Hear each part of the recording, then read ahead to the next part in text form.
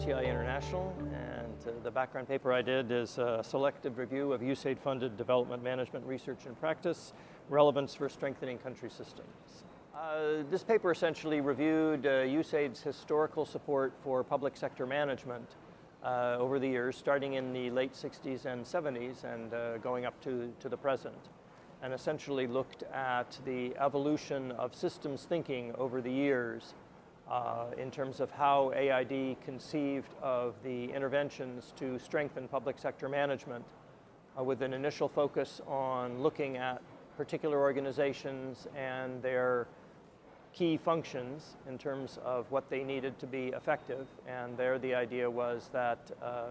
the best way to build organizations would be to provide training and import solutions from developed country public sector management. And I think the trajectory that we've seen over time is essentially the move away from those kinds of training and tool-based approaches to much more systems-based emphasis, recognizing the impact of operating environments, the role of incentives, the interpenetration of politics and administration, and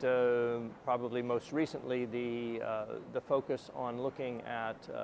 policy reform and how that focuses attention not just on individual public sector agencies, but upon the